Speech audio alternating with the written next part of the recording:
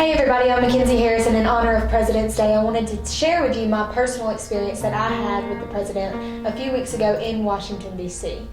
And the reason that I was able to go to Washington, D.C. is because back in October, Pearl River Community College, their Honors Institute, hosted an event with Cal Thomas and Bakari Sellers where they came to the Brownstone and they did a political debate back and forth with each other, just kind of showing that a Republican and a Democrat can have a civil conversation with one another. But me being a part of the Honors Institute, I was able to speak with these two speakers before they actually did their political debate. And I really hit it off with Mr. Cal Thomas. We had a really great conversation, and I had told him about how I wanted to do broadcast journalism. And he went and watched a lot of my videos that I had posted on the Hometown Hype Facebook page. And he was very encouraging, and he invited me to Washington in February for the media dinner and the National Prayer Breakfast. We fly to Washington, get there on January 31st, and we hit the ground running that day. We got dressed, and we started walking. We went to the Washington Monument, which was really awesome to see how big that actually is in real life. And we walked forever. We saw all kinds of different sculptures and statues of different things that you normally don't see on a day-to-day basis. And that was really neat. And that was probably one of my favorite parts. The weather was gorgeous, so we weren't walking around in snow. We were having a great time, and we saw the Lincoln Memorial, which was, nobody can really prepare you for how grand the Lincoln Memorial is. So we continue our walk and continue seeing some awesome things in Washington, and we stumble upon the White House. And the White House, you don't think, it's kind of like in the middle of nowhere. Basically, you have to kind of search around and find it. It's kind of right in the middle of Washington, and it's not as big as you think too. And the lawn is right there. You can see it. It feels like you're basically in the president's yard whenever you're sitting there looking at it through the gates. That was really awesome. That was really cool. And I had just thought that I was in love with Washington at the time of the White House. When we got to Arlington, it was something that you will never be able to understand, that kind of feeling of seeing 400,000 gravestones, knowing that all those people died for your country, for America, and how much of an honor it is to be buried there. And there were just so many amazing things that Arlington had about it. We got to see John F. Kennedy's gravestone, and there is a flame that burns. It's been burning there since 1967, and it burns all day, every day. It has never gone out, and he is buried there, his wife's buried there, and his children. That was really cool to see. Up on the hill at Arlington, Robert E. Lee's house is on the hill of Arlington. I had no idea. We had no idea that was even his house. Our cab driver gave us that information after we had left Arlington.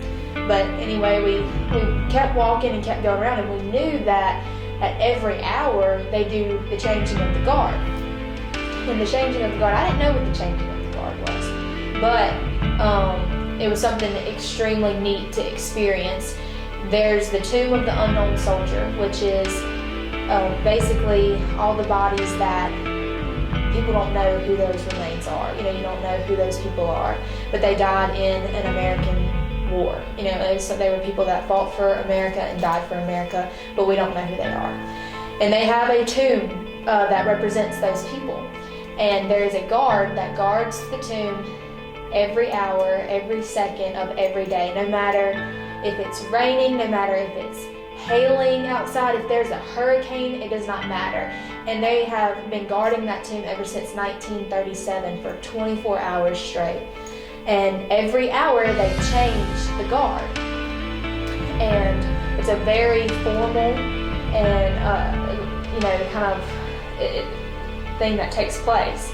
It's this whole process, and it's really neat to see that. And you would think like, man, they have to walk up and down. That what it is, they have to take 21 steps forward, stop for 21 seconds, and then walk 21 steps back, stop for 21 seconds, and keep doing that for that hour straight, whoever's guarding the tomb at that hour. So that was really awesome to get to experience that and see that firsthand. So that's what ended our first day, was Arlington. Arlington was our last thing, and we decided to go to the museums the next day. We got up the next day, and we had until 7 o'clock that night. The 7 o'clock was when the media dinner happened. So we had all day Wednesday to go look at museums. So we started off going to the Smithsonian museums. We went to the Natural Museum, and that's where you see things like the dinosaurs, that Night at the Museum, that's what all that is. You have the dinosaurs in there, you have these big elephants. That was one cool thing. I had no idea elephants were that huge. And then we just saw really cool stuff. That's where they have like all the rocks and gems and stuff. They have like the butterfly gardens. They have a bunch of really neat stuff. The bears and animals, wildlife, anything natural. And then after that, we went over to the American History Museum. And in the American History Museum, that one was probably one of my favorite. We had a tour guide with us, and the first thing that he showed us was, first of all, we saw Dorothy's red slippers that she wore in The Wizard of Oz, and that was pretty neat. And we had this really awesome experience where we got to see the actual flag that inspired the Star-Spangled Banner. And you don't really think about it. You don't think of the flag being like that big of a deal. You see the American flag everywhere, every day. But you walk down this hallway, and they have, stuff leading up to the flag, kind of like, stuff about Francis Scott Key, stuff about the war that was going on. And all of a sudden you turn a corner, and there's this huge glass case, and it's got this flag the size of half of a basketball court, and it is unbelievably huge. We went down, we saw George Washington's actual uniform that he wore. Like, George Washington had that uniform on at one time in his life, and he's a very short man, by the way. And we got one thing I really liked was all the first ladies' dresses. They had their dresses and their china that they picked out. That was really neat, from way back to even present day. And that was probably my favorite. That was my favorite museum for sure. Was the American History Museum. But then you go over to the National Archives. That was the next thing that we did. And you walk in, and all the Declaration of Independence and the Bill of Rights and the Constitution is all in glass cases surrounding this room, and it's huge, and it's got paintings on the sides of the walls, and it's marble and massive, and everybody is like super, super quiet. There's not anyone speaking a word. So it's this very, chilling experience. And you can't take any pictures in there. The Declaration of Independence, you can barely even see the writing in it because those artifacts are deteriorating, and so that you can't take any pictures of it. You couldn't even have your phone's light facing towards it. It's dark in there, very lightly dimmed, and there's security guards making sure that nobody's taking pictures to preserve those artifacts. And to see the actual one that was the first thing ever written, the Declaration of Independence, that it was written, that's it. That's what those people wrote and signed, like Thomas Jefferson and James Madison. That was incredible. So we actually had to go to the Washington Hotel. We were staying at National Harbor is where our hotel was, so we had to drive about 12 miles to the Washington Hilton Hotel. And when you walk through the doors of the Washington Hilton, that is where Ronald Reagan shot there. And so that was like, whoa, history was made right at this spot that we're standing in. That was really cool. So I walk in and I see Cal Thomas. He's standing there, and he's like, "Girl, I've been looking all over for you. I've got you at the head of my table." And I was like, "Oh my gosh, Okay, that sounds cool. Media dinner, there's about 150 people there, and the people that I was surrounded by at my table were very successful people in the media business. The guy that was sitting next to me, he lives in Los Angeles. He's wrote about 25 novels. About 5 of them have been turned into movies, and he writes screenplay. The other guy that was sitting across from me, he was a Broadway director in New York City, and he does like Christian plays. And then there was another girl, she's a news anchor there in Washington. So it was just really cool to get to meet these people, to know their stories, talk with them. And so they get up and they speak and they tell about their life. But the first speaker, who I had no idea was going to be there, was Mike Pence. It was really awesome to see him there and to hear him talk. He's a very humble man.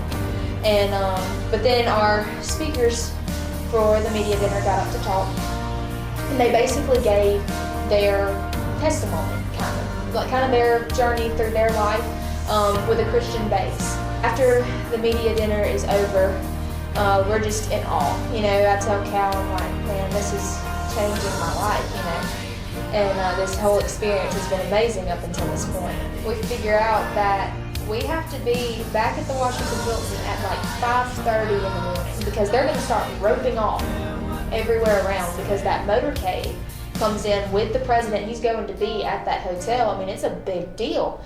There was actually overflow, so some people didn't even get to be in the room with Donald Trump, you know, where he was.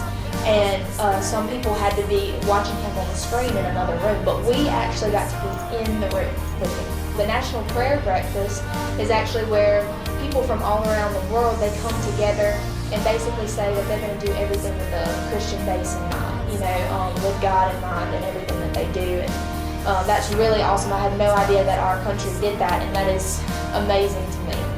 And what was really cool is the guy from Mercy Me that sings I Can Only Imagine, he wrote I Can Only Imagine, sang I Can Only Imagine at the National Prayer Breakfast. So we got to see him and hear him sing.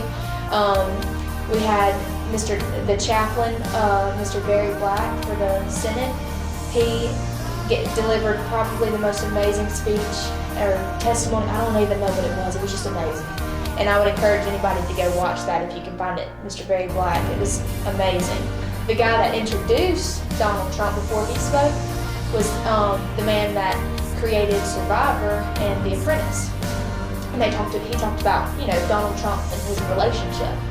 Mr. Trump got up and he did a great speech too, and it was just, like I said, I mean, it's just amazing that you're even in the same room with him. And I still can't even believe at this point that 2 girls from Mississippi, me and my mom, are here. And it was an amazing, amazing experience. We got to see him leave, from the motorcade, and we flew out that afternoon. And when I got back home, it's just, you know, I told my mom and I told my family, I was like, you know, going snow skiing or going to the beach, all that is fun as a vacation. You know, that's a lot of fun, but there is nothing like going to Washington. And the really cool thing what I think is amazing is that I didn't have to go anywhere to be able to have that opportunity. I've lived in Poplarville my whole life, and I graduated from Poplarville High School in 2016 last year, and here I am at Pearl River Community College, still here in Poplarville.